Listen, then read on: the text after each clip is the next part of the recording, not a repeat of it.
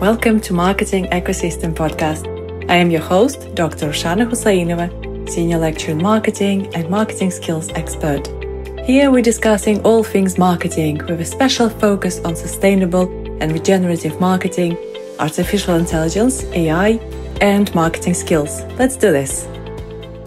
Hello, and a very warm welcome to this bonus episode of Marketing Ecosystem. My name is Rushana and I'm your host. So in this podcast episode, we're talking about definition of marketing, what we mean by marketing. And I called it This is Marketing. I've gotten a few examples, a few instances for you to demonstrate that marketing isn't just an activity or another business thing to do. And it's not just something that's a business of marketing departments or marketing teams. Marketing is a business philosophy. So with this in mind, just have a think about and tell me, what do these instances have in common? Instance number 1, a famous footballer refusing to drink Coke on live TV after a football match. Instance number 2, Glastonbury Festival selling out their tickets way before the list of artists is even known or published. Instance number 3, Tesla is sending out their car into the space. So, now we have a Tesla car stripped of all the insides is floating above our Earth somewhere in the space. Instance number 4, Emirates Airlines is voted the best airlines a few years in a row, and they talk about it everywhere on their social media, in their in-flight information, and so on. I've got a few more examples here for you, like McDonald's having different menus, variety of menus at different price points. H&M warning you against adding multiple sizes of the same item to the basket because it could have negative environmental consequences. And you, all of us, creating and curating our online profiles on social media, whether it's LinkedIn or other more personal social media, with LinkedIn, of course, being a more professional/business one. And carefully selecting what people, organizations, projects, ideas, etc. you want to be associated with. All these things, you're right in guessing that all these things are marketing. So marketing is a business philosophy that starts with identifying the needs and the wants of consumers. So that's usually done by conducting market research, surveying customers, interviewing potential customers, and identifying what are their wants and their needs. And the difficulty here lies in the fact that human beings are complex creatures, and we also sometimes we think what we want is what we want, but actually that's not the case. And often we don't know what we want or need. So a simple example is invention of smartphones, or actually even first phones. If someone was to survey 2,000 potential consumers, something like 50 years ago, I really doubt that some people would say, oh, you know what I'm really missing in my life is a small box that I carry with me everywhere, and I can take out this little box, click on a few things, and all of a sudden I'm able to converse with my cousin who lives on the other side of the country, right? People didn't know that they want a mobile phone because that thing just didn't exist. What they might have said they wanted is that they might have wanted to see their cousin more often, or they might have wanted a convenience of communicating with others. They might have said that they wanted more connection, especially since, globalized world started taking place and people moved abroad for work and life and so on. And so based on all that information, it's a job of a marketeer, an inventor, and businesses to make sense of it and to create something meaningful that might actually satisfy that need. Marketing then goes on to create a product that is or service that is carefully and cleverly packaged into a meaningful experience that will satisfy and meet that need, and something that will delight customers. That because we want customers to stay with us, we want them to be loyal, and we want them to come back and repeat the purchase.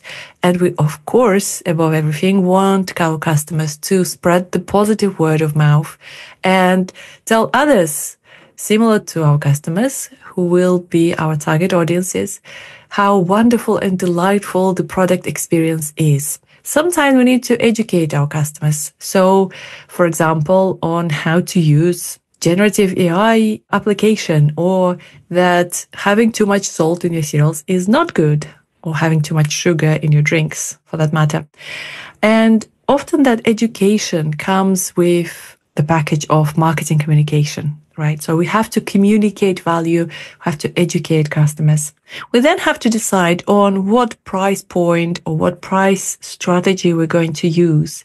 I've mentioned McDonald's here, and they have saver menu, they have main menu, the classical burger, and they of course have the deluxe menu, something seasonal, something top quality on their menu. All three kinds of menus will have different price points. So the marketeers carefully select and decide on the pricing for different kinds of products.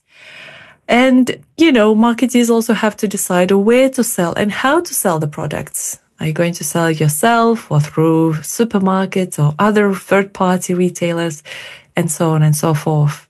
So, yes, marketing isn't all about posters and t-shirts like some people might think. It's a much broader philosophy.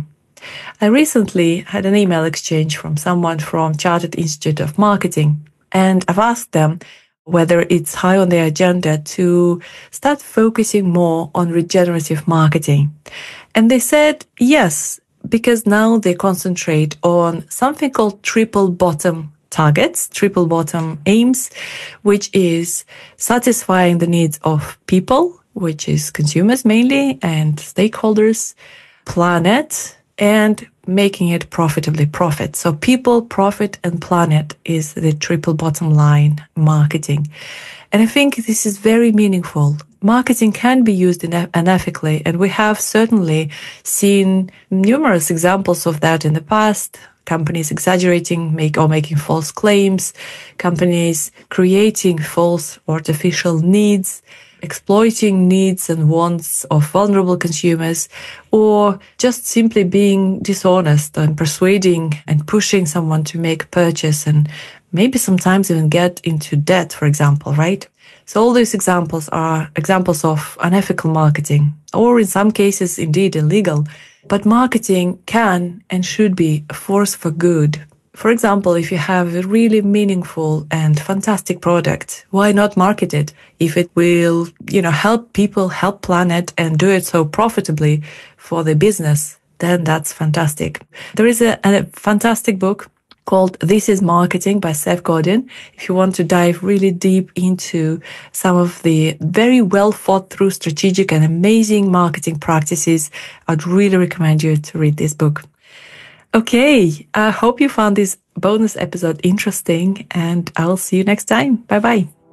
A recent paper titled How Generative AI is Shaping the Future of Marketing, published in Journal of the Academy of Marketing Science, is looking at how generative artificial intelligence, generative AI or Gen AI, is really revolutionizing marketing by looking at how they can use it to change and reshape customer engagement, then creation of content and product development.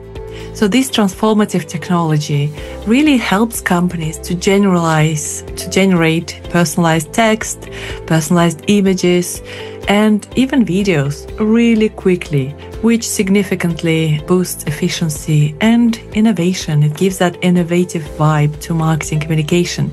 So in the paper, they're giving example of Unilever reducing customer service response time by 90%, and company Walmart negotiating vendor deals with the use of generative AI chatbots, which gives them 3% cost saving.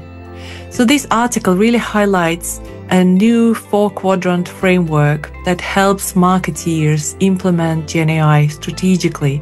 And the most important thing here is balancing input customization and human oversight, because of course any Gen AI generated outputs, they have to be really checked for consistency, for accuracy, and so on and so forth. So while generative AI offers exciting potential, there are still concerns about data privacy, ethical use, and, as I mentioned, risk of inaccurate outputs, and that remains still really important and critical. So effective adoption, as the authors conclude, requires a thoughtful approach combining AI's capabilities with careful and considerate human creativity and judgment. That's it for today. Thanks for listening to Marketing Ecosystem. I hope you've enjoyed this episode. Have a think about 3 things that you found particularly useful or interesting and share them with other marketing enthusiasts. Until next time, bye-bye.